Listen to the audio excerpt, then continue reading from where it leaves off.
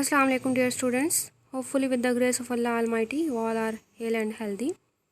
Today we are going to start our new lesson number 9, The Foolish Quack. So open page number 57 of your textbook.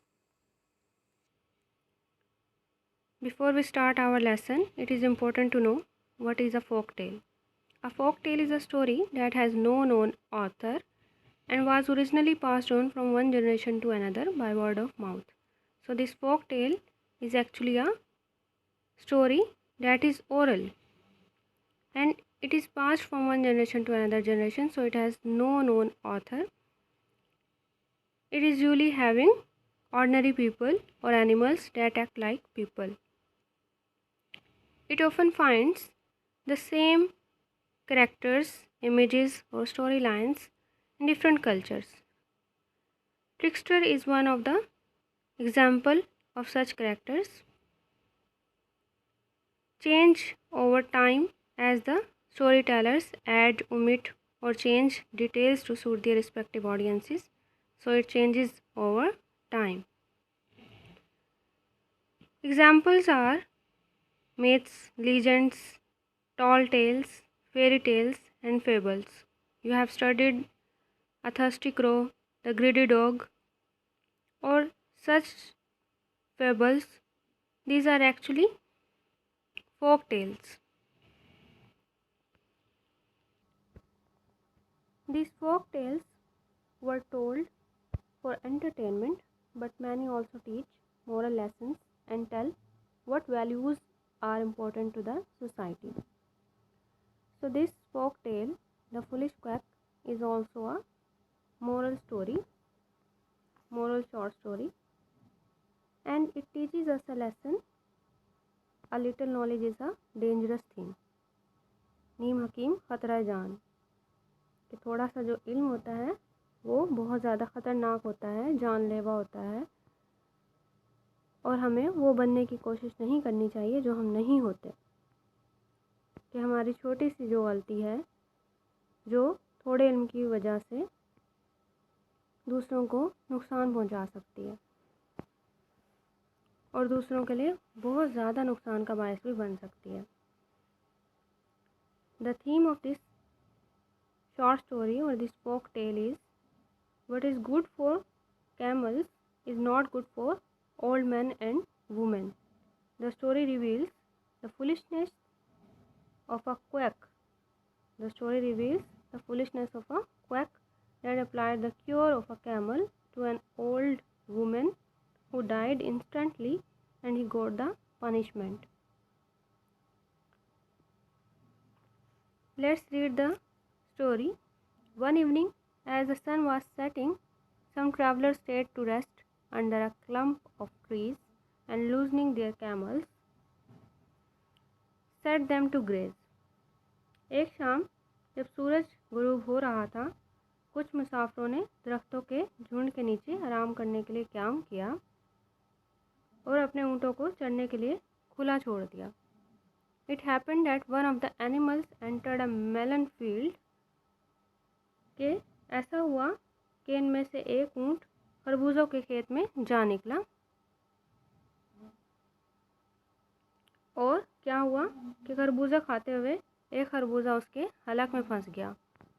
The owner seeing this, कि जो मालिक था उसने देख लिया, and fearing to lose the animal, और उसे खौफ महसूस हुआ कि कहीं ऊँट मर ना जाए, Tide a blanket round it's throat. अब उसने क्या किया कि उसके गले के इर्द गिर्द जो है एक कंबल बांध दिया. And then struck the place with all his might, और पूरी शिद्दत से उसने उस जगह पर ज़रब लगाई या उसे खींचा पकड़कर. Instantly the melon broke in the throat of the camel, और क्या हुआ कि खरबूजा फ़ौरन ही टूट गया उसके गले में, ऊँट के गले में. And it was then easily swallowed, और उसे फिर आसानी से निगल लिया उसने.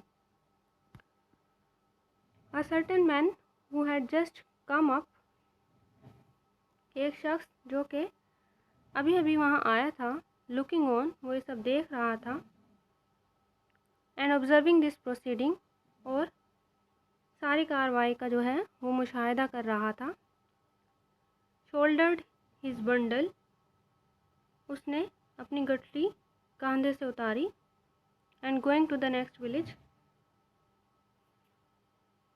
कंधे पर लटकाई और दूसरे गांव चला गया। Pretended that he was a doctor, और उसने ऐसे जाहिर किया कि जैसे वो एक डॉक्टर है। But what can you cure, asked the villagers. तुम किस चीज़ का इलाज कर सकते हो, गांव वालों ने पूछा। I can cure the goitre, कि मैं गिल्हड़ का इलाज कर सकता हूँ। आंसर द क्वैक, उस अताई ने कहा। An old woman whose throat was swollen to a frightful size exclaimed, "Oh my son, if you could only cure my goiter, I would bless you for evermore." कि अब वहाँ पर क्या हुआ कि एक बुढ़िया जिसका गला खौफनाक हद तक जो है सूझा हुआ था, उसने पुकार कर कहा, ए मेरे बेटे, अगर तुम मेरे गिलहड़ का इलाज कर दो तो मैं हमेशा तुम्हें दुआएं देती रहूँगी। सर्टेनली आंसर्ड द मैन, यकीनन आदमी ने जवाब दिया। Here bring me a blanket and a good sized mallet, के मुझे एक कंबल ला दो और एक बड़े साइज़ का लकड़ी का हथौड़ा यहाँ ला दो। As soon as they were abroad he tied up the woman's throat, जो ही वो चीज़ें लाई गई उसने औरत का गला बांध दिया। And struck the swollen part with so much force that the poor old creature instantly expired, और उसने इतने ज़ोर से ज़रब लगाई कि बेचारी बूढ़ी औरत का उसी वक्त जो है दम निकल गया। Ah cried the people, this fellow is a villain. जो वहाँ मौजूद लोग थे वो चिल्लाए आ कि ये जो शख्स है ये क्या है, एक विलन है। विलन मीन्स कि एक बदमाश शख्स है। सो दे सीज्ड हिम, चुनाचे उन्होंने उसे पकड़ लिया। Being minded to carry him before the king, और उसे बादशाह के सामने पेश करने का ख्याल जाहिर किया। One of them however said, लेकिन उनमें से एक ने कहा, she was a very old woman, कि वो बहुत ज़्यादा बूढ़ी खातून थी। Who must have died shortly in any case, कि उसने किसी न किसी सूरत में मर ही जाना था। Let us therefore compel the wretch to dig her grave, कि हम ऐसा करते हैं कि हम इसको इस बूढ़ी औरत की कब्र खोदने पर लगा देते हैं, कि बूढ़ी औरत की कब्र खोदे। And then we can beat him, और फिर हम उसे मार सकते हैं। एंड लेट हिम गो, और फिर उसे जाने देते हैं। So they took him and set him to walk, चुनाचा उन्होंने उसे ले लिया और उसे काम पर लगा दिया। But the ground was so stiff, लेकिन जो ज़मीन थी वो इस कदर सख्त थी, पथरीली थी, कि ही मेड स्लो प्रोग्रेस, कि उसके काम की जो रफ्तार थी वो बहुत आहिस्ता रही, कम रही। If you do not dig it, अगर तुम इसे नहीं खोदोगे या इसे नहीं खोदते हो, सेड दे उन्होंने कहा, before the king you shall go, तो तुम्हें बादशाह के सामने जाना होगा। Then you will be hanged, और फिर तुम्हें फांसी दे दी जाएगी। Thus exhorted the unfortunate man,